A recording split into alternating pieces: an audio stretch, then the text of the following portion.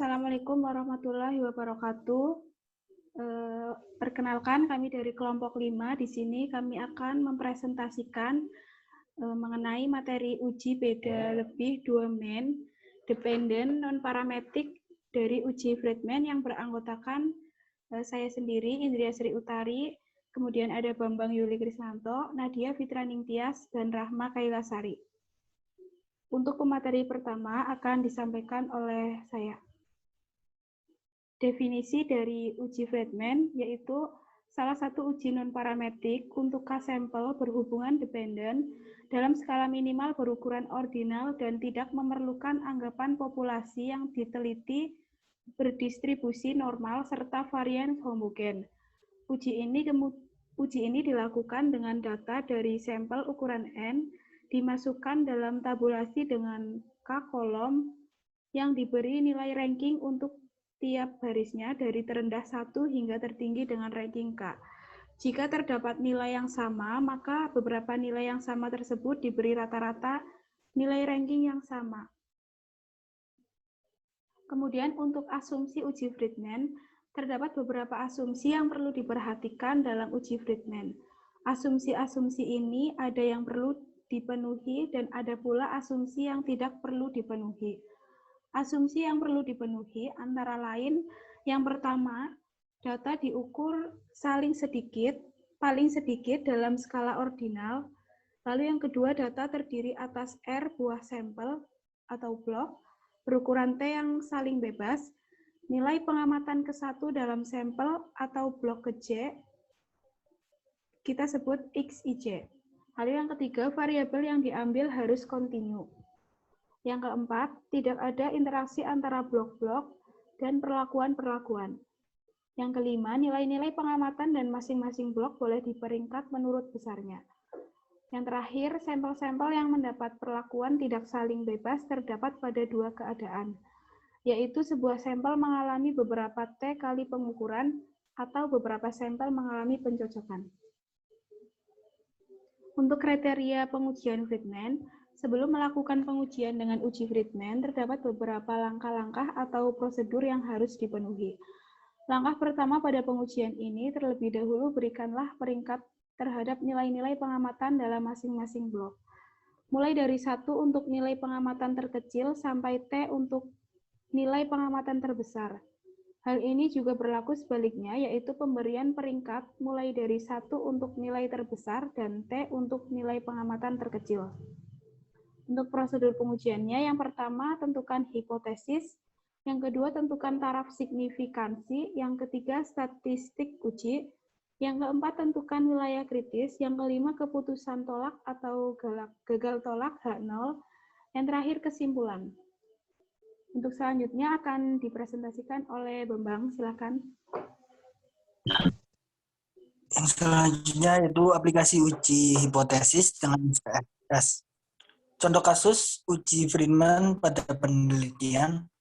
Seseorang mahasiswa jurusan gizi ingin mengetahui apakah susu bubuk merek subur gemuk benar-benar dapat meningkatkan berat badan seseorang dalam kurun waktu tertentu.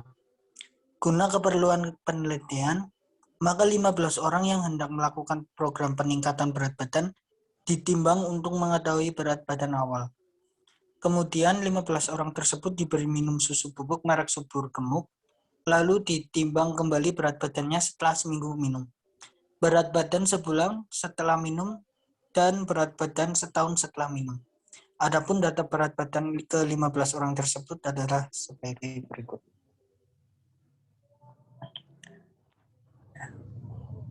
Pada baris pertama, responden nomor urut 1 memiliki berat badan awal 42,2 kg. Setelah seminggu meminum susu bubuk merek subur gemuk, mengalami peningkatan berat badan menjadi 42,4 kg. Setelah sebulan berat badan menjadi 43,4 kg dan setelah setahun berat badan menjadi 43,4 kg. Demikian seterusnya untuk responden yang lain.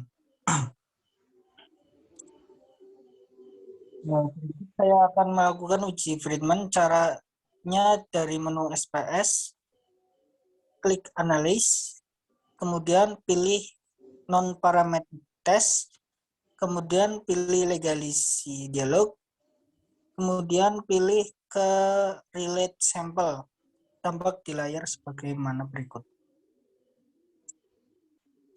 Yang kedua, muncul kotak dialog test for several relate sample. Kemudian dilanjutkan oleh Nadia.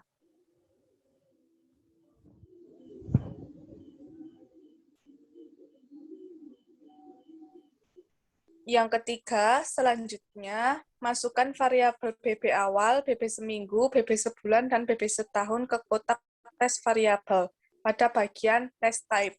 Beri tanda centang untuk fragment, lalu klik statistik. Lanjut. 4. Muncul kata dialog, kemudian berikan tanda centang pada deskriptif dan kuartil, lalu klik continue.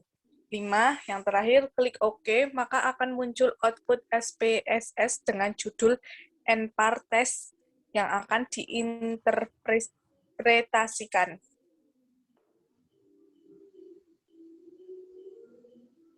Di samping tabel output pertama, deskriptif statistik pembahasannya, output ini menunjukkan deskripsi data penelitian dalam bentuk tabel ringkasan. Adapun informasi yang dapat kita peroleh dari ringkasan tabel output di atas adalah sebagai 1. Nilai N responden yang dipakai dalam hal ini adalah yang ditimbang berat badannya dari waktu seminggu, sebulan, dan setahun setelah rutin mengkonsumsi susu bubuk merek Subur Gemuk.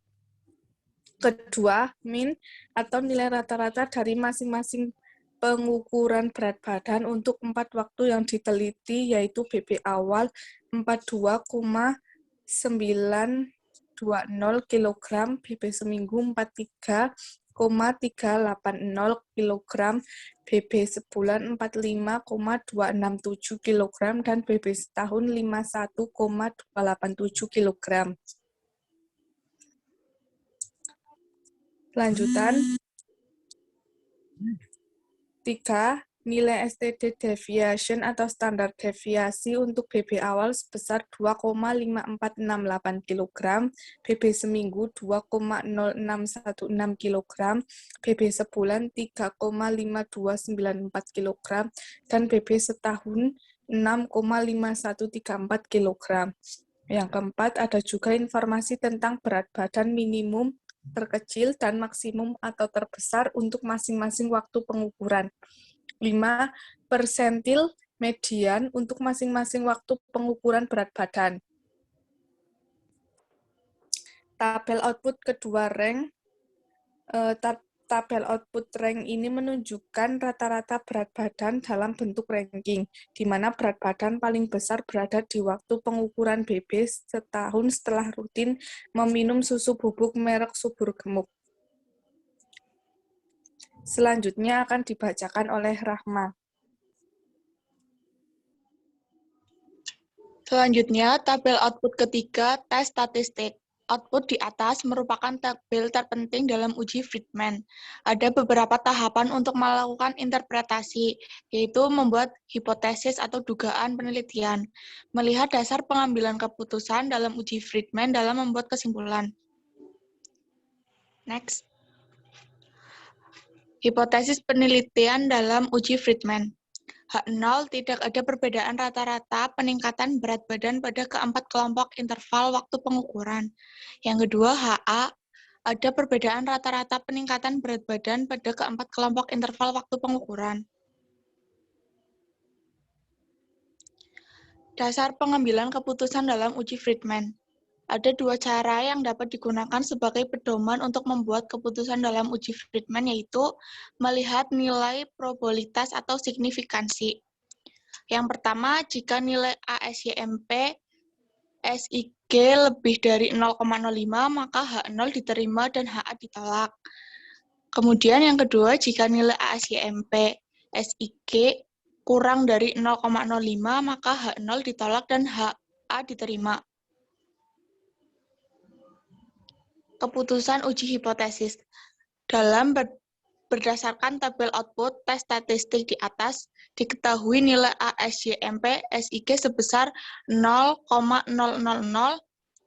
kurang dari 0,05, maka H0 ditolak dan HA diterima. Atau dengan kata lain, ada perbedaan rata-rata peningkatan berat badan pada keempat kelompok interval waktu pengukuran. Dengan demikian, dapat disimpulkan bahwa susu bubuk merek subur gemuk benar-benar dapat meningkatkan berat badan seseorang. Terima kasih. Sekian presentasi dari kelompok kami. Wassalamualaikum warahmatullahi wabarakatuh. Waalaikumsalam warahmatullahi wabarakatuh.